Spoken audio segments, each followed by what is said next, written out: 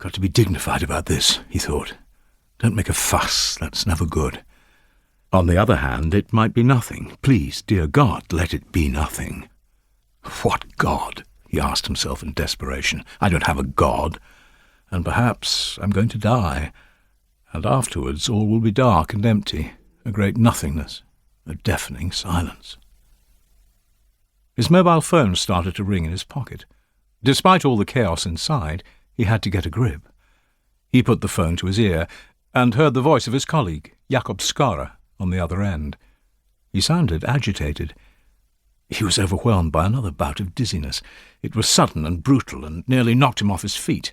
The mobile phone fell out of his hand, so he bent down quickly to pick it up. But instead he managed to push it across the floor and under the sofa.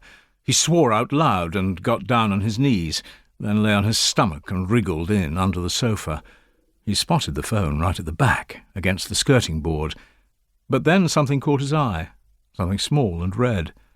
To his surprise, he saw that it was a Lego brick. It must have been there since Mateusz was little, and had managed to avoid the mop for years, a sign of sloppy work. It was a small, square brick, a beautiful, completely perfect little postbox red cube, the most versatile and beautiful brick there was. It fitted everywhere. He squeezed it in his hand, felt the sharp edges dig into his skin, and there, lying on his stomach under the sofa, childhood memories from Gamle Mølleveien in Roskilde came flooding back. The white brick house with painted blue window frames and hollyhocks by the wall, the lawn and old plum trees, and the brown speckled bantams that tripped around the lush, flowering garden. Every morning he was allowed to collect the tiny eggs in a basket. He remembered his father, stern and grey, tall and lean like himself, and his mother's porcelain figurines in the kitchen window.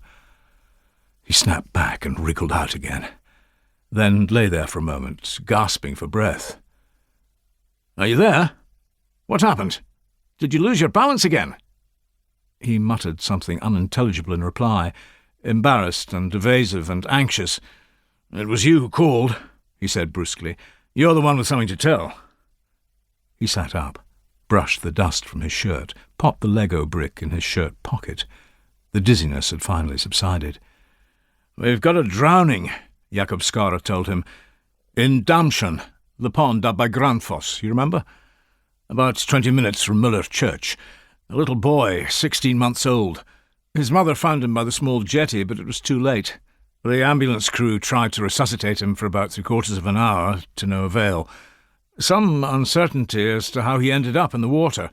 Also, he was naked, but we're not quite sure what that means, so pretty uncertain all round. He could, of course, have got there on his own 2 feet, but, well, I'm not so sure in this case. If you come over, perhaps we can sort it out. It's the last house in Dambrotten, white, with a red outhouse.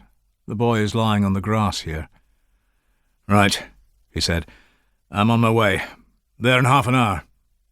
And then, after a short pause, "Is there something that doesn't feel right? Is that why you called?" "Yes," Skara replied. "It's the mother. I can't explain it, but I think we should look a bit closer. Let's just leave it at that. You know what I mean." "Don't let people stomp all over the place," Sejer said. "Keep an eye on them. Where are the parents now?" "At the station," Jakob Skara informed him. "Hulteman is looking after them. The mother is hysterical, and the father hasn't said a word." His dog, Frank Robert, a Chinese Shar-Pei, which he simply called Frank, raised his head in anticipation and looked at him eagerly. In among the folds and wrinkles so characteristic of the breed, he saw those intense eyes that always hit his soft spot, eyes that pleaded and begged, that he found hard to resist, that made his authority drain away like spilt water. The dog was his weakness. He did nothing to fight it. Spoiling the little wrinkly mutt was his greatest pleasure, a pleasure that had resulted in a few too many kilos. "Come on, fatty," he said. "Let's go out to the car." The dog jumped up, shot over to the door, and stood there whining. He couldn't get out soon enough. Sejer's flat was on the 12th floor, and they always used the stairs, the dog bounding down the steps in a steady, well-practised rhythm. They came out onto the square in front of the block and walked over to the car.